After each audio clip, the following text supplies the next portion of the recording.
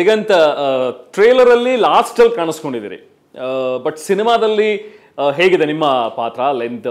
60% ಇಡೀ ಸಿನಿಮಾದಲ್ಲಿ ಇದೀನಿ. ಓಕೆ, ಕಹಾನಿ ಮೇ ಟ್ವಿಸ್ಟ್ ಅಂತಾರಲ್ಲ, ನನ್ನ ಎಂಟ್ರಿ ಆದ್ಮೇಲಿಂದ ಒಂದು ತಿರುವು ತಗೊಳುತ್ತೆ. ಮೇಜರ್ ಇನ್ಸಿಡೆಂಟ್ ಆದ್ಮೇಲೆ ಅದೊಂದು ಟರ್ನ್ ಇಡೀ ಸಿನಿಮಾದಲ್ಲಿ ಒಂದು ಟರ್ನ್ ಓವರ್ ಅನ್ನೋದು ಇವನಿಗೆ ಅಂತಂದ್ರೆ. ಓಕೆ ಓಕೆ, ಅದೇ ರಿಷಬ್ ಮಾಡ್ಬೇಕಾಗಿತ್ತಲ್ಲ, ಅದಕ್ಕೆ ಒಳ್ಳೆ ಕ್ಯಾರೆಕ್ಟರ್ ಒಳ್ಳೆ ಪಾತ್ರನೇ ಕೊಟ್ಟಿದ್ದಾರೆ ನನಗೆ.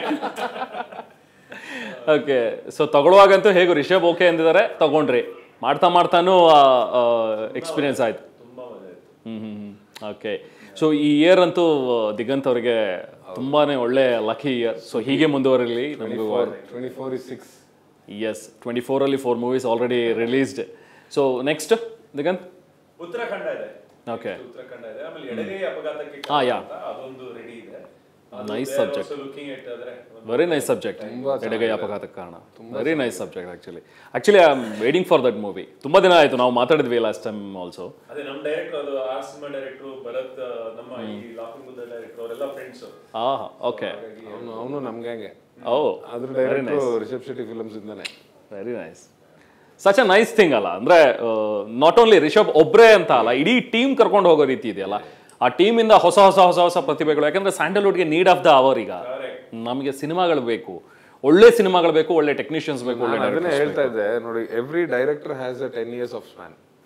ಲೈಫ್ ಸ್ಪ್ಯಾನ್ ಇರೋ 10 years ಡೈರೆಕ್ಟರ್ಗೆ. ಕರೆಕ್ಟ್. ಆರ್ಟಿಸ್ಟ್ಗಲ್ಲ. ಆರ್ಟಿಸ್ಟ್ 90 ಆಗೋ ತನಕ ಆಕ್ಟ್ ಮಾಡ್ಬೋದು. If you are shooting the character, ನಿಮ್ಮನ್ನ ಕರ್ಕೋತಾರೆ, ನೀವು ಪರ್ಫಾರ್ಮೆನ್ಸ್ ಚೆನ್ನಾಗಿ ಮಾಡ್ತಿದ್ರೆ 90ವರೆಗೂ, ಅಥವಾ ನೀವು ಸಾಯೋ ತನಕ ಅಂತ ಹೇಳ್ಬೋದು, ಅಲ್ಲಿ ತನಕ ನಿಮ್ಮ ಹತ್ರ ಮಾಡಿಸ್ತಾರೆ. ಬಟ್ ಡೈರೆಕ್ಟರ್ಗೆ ಯಾಕೆ 10 ವರ್ಷ ಅಂತ ಹೇಳ್ತೀನಿ ಅಂದ್ರೆ, ನೀವ್ ಇವಾಗ ಏನ್ ಎಂಟರ್ ಆಗಿ ಸಕ್ಸಸ್ ಕೊಡ್ತೀರಾ ಒಂದ್ ಸಿನಿಮಾ, ನೀವ್ ಈ ಜನರೇಷನ್ ಅಲ್ಲಿ ಇದೀರಾ. ನೆಕ್ಸ್ಟ್ ಜನರೇಷನ್ ಏನ್ ಬರುತ್ತಲ್ಲ, ಅವ್ರು ಅಪ್ಡೇಟ್ ಆಗಿ ಬಂದಿರ್ತಾರೆ. ನಾನು ಈ ಡೈರೆಕ್ಟರ್ ಅಲ್ಲಿಗೆ ಅಪ್ಡೇಟ್ ಆದಾಗ ಮಾತ್ರ ನೆಕ್ಸ್ಟ್ ಜನರೇಷನ್ ಉಳ್ಕೊಳಕ್ ಸಾಧ್ಯ. ಇಲ್ಲ ಅಂದ್ರೆ ನೆಕ್ಸ್ಟ್ ಯಾರೋ ಇನ್ನೊಬ್ಬ ಬರ್ಲೇಬೇಕು ಆ ಜಾಗಕ್ಕೆ, ಬಂದೇ ಬರ್ತಾರೆ. ಸೊ ಆ ಗ್ಯಾಪ್ ಅನ್ನು ತುಂಬಸಕ್ಕೆ ನಂಬರ್ ಆಫ್ ಡೈರೆಕ್ಟರ್ಸ್ ಜಾಸ್ತಿ ಬೇಕು, ನಂಬರ್ ಆಫ್ ರೈಟರ್ಸ್ ಜಾಸ್ತಿ ಬೇಕು. ಅದನ್ನ maybe Rishab Shetty films ಅಲ್ಲಿ ನಂಬರ್ ಆಫ್ ಡೈರೆಕ್ಟರ್ಸ್ ನ ಹೇಗೆ ಜಾಸ್ತಿ ಮಾಡ್ತೀಯಾನೆ, ಪರಂಬ ಸ್ಟುಡಿಯೋಸ್ ಅಲ್ಲಿ ನಂಬರ್ ಆಫ್ ರೈಟರ್ಸ್ ನ ಜಾಸ್ತಿ ಮಾಡ್ತೀಯಾನೆ. That's wonderful. ನಿಜ. ಎಸ್. ಸೊ ಪ್ರಮೋದ್ ಅವರ ನೆಕ್ಸ್ಟ್ ನಾಯಕ ನಟನಾಗಿ ಸಿನಿಮಾ? ಇನ್ನೂ 3 ಸಿನಿಮಾ ಇದೆ, ನನಗೆ ಗೊತ್ತಿಲ್ಲದೆ ನಾನು ಹೀರೋ ಆಗಿರೋದು.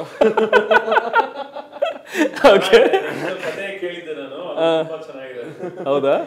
ಓಕೆ, ನಂದೇ ಪ್ರೊಡಕ್ಷನ್ ಅಲ್ಲಿ ಒಂದು ಸಿನಿಮಾ ಮಾಡ್ತಾ ಇದ್ದೀನಿ, ಅದಿನ್ನೂ ಶೂಟ್ ಬಾಕಿ ಇದೆ. ಬಟ್ ಶೂಟ್ ಮುಗ್ದಿರೋದು 3 ಸಿನಿಮಾ ಇದೆ. ಶಬಾಷ್ ಬಡ್ಡಿ ಮಗನೆ ಅಂತ ಒಂದು cinema. Nice, very nice title. Okay, ಅದು ಕಾಮಿಡಿ ಸಿನಿಮಾನೆ. ಓಕೆ, ಅದಾದ್ಮೇಲೆ ಅಧಿಕ ಪ್ರಸಂಗ ಅಂತ ಒಂದು ಸಿನಿಮಾ ಇದೆ. ಓಕೆ, ಅದು ಸ್ವಲ್ಪ ಇಂಡಿಪೆಂಡೆಂಟ್ ಫಿಲ್ಮ್ ಸ್ಟೈಲ್ ಅಲ್ಲಿ ಹೋಗುತ್ತೆ. ಅದಾದ್ಮೇಲೆ ಜಲಂಧರ ಅಂತ ಇದೊಂದು ಸ್ವಲ್ಪ ಸೀರಿಯಸ್ ಕಾಪ್ ಮೂವಿ. ಅದು ನಾನ್ ಹೀರೋ ಅನ್ನೋದಕ್ಕಿಂತ ನನ್ನ ಜೊತೆ ಇನ್ನೊಂದು 5-6 ಜನ ಹುಡುಗರು ಪ್ಯಾರಲಲಿ ಅವ್ರ ಜೊತೆ ನಂದು ಕತೆ ಹೋಗ್ತಾ ಇರುತ್ತೆ. ಬಟ್ ಅವ್ರು ನನ್ನನ್ನೇ ಹೀರೋ ಅಂತ ಮಾಡ್ಬಿಟ್ಟಿದ್ದಾರೆ. ಸೊ ಅದಕ್ಕೂ ನಾನು hero. Lovely lovely. So laughing Buddha because of ಆ ತರ ಪರ್ಸನಾಲಿಟಿ ಇದಾನೆ ಅನ್ನೋದಕ್ಕ laughing Buddha title?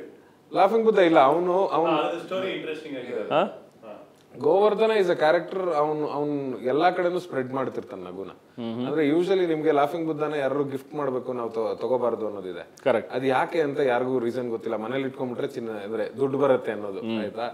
Usually laughing Buddha ಏನಕ್ಕೆ ಕೊಡ್ತಾರೆ ಅಂದ್ರೆ, ಅವನು ನಗುನ ಸ್ಪ್ರೆಡ್ ಮಾಡ್ತಾನೆ, ಅವನು ಸಂತೋಷನ ಸ್ಪ್ರೆಡ್ ಮಾಡ್ತಾನೆ, ಖುಷಿನ ಸ್ಪ್ರೆಡ್ ಮಾಡ್ತಾನೆ ಅಂತ. ಸೊ ನೀವು ಮನೇಲಿ ತಗೊಂಡೋಗಿ ಇಟ್ಟಾಗ ಅಲ್ಲಿನ ವಾತಾವರಣ ಖುಷಿಯಾಗಿರುತ್ತೆ, ಸಂತೋಷವಾಗಿರುತ್ತೆ. ಅಂಡ್ ನೀವು ಯಾವಾಗ ಖುಷಿಯಾಗಿರ್ತೀರಾ ಮನೇಲಿ, you can concentrate more on your work and you will get nice money. ಅಷ್ಟೇ, 100%. ಕೆಲಸ ಸಕ್ಸಸ್ ಆದ್ರೆ ದುಡ್ಡು ಚೆನ್ನಾಗಿ ಬರುತ್ತೆ. ಇದು ಕಾಂಬಿನೇಷನ್. ಇಲ್ಲೂ ಇವ್ನು ಹೆಂಗೆ ಅಂದ್ರೆ, ಗೋವರ್ಧನ ಹೆಂಗೆ ಅಂದ್ರೆ, ಸ್ಟೇಷನ್ ತುಂಬಾನು ನಗ್ತಾ ಇರ್ತಾನೆ, ಎಲ್ರು ನಗಸ್ಕೊಂಡೇ ಇರ್ತಾನೆ. ಅವ್ನಿರೋ ಜಾಗನ, ಅವ್ನಿರೋ ವಾತಾವರಣನ ತುಂಬಾ ಲೈವ್ಲಿ ಆಗಿ ಇಟ್ಕೊಂಡಿರ್ತಾನೆ. ಬಟ್ ಒನ್ ಇನ್ಸಿಡೆಂಟ್ ಲಾಫಿಂಗ್ ಬುದ್ಧನು ಕೂಡ ಸೀರಿಯಸ್ ಆಗೋ ತರ ಮಾಡುತ್ತೆ. But he'll come back with the same smile. ಅದನ್ನ ತೋರ್ಸೋದಕ್ಕೋಸ್ಕರ that is why he spreading love. ಅದಕ್ಕೆ ಲಾಫಿಂಗ್ ಬುದ್ಧ. ನೋಡಕ್ಕೂ ಹಂಗೆ ಗುಂಡ್ಗುಂಡ ಕಾಣ್ಬೇಕಿತ್ತು. ಹೌದು.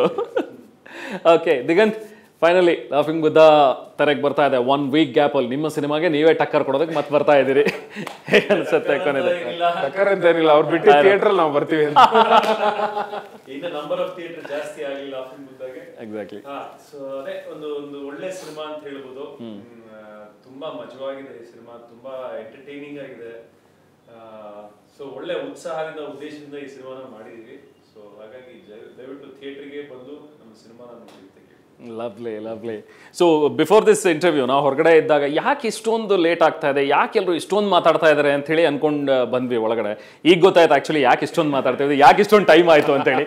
ಇಷ್ಟೊತ್ತಾಗಿದ್ದೇ ಗೊತ್ತಾಗ್ಲಿಲ್ಲ ನಿಮ್ಮ ಜೊತೆ ಮಾತಾಡಿ.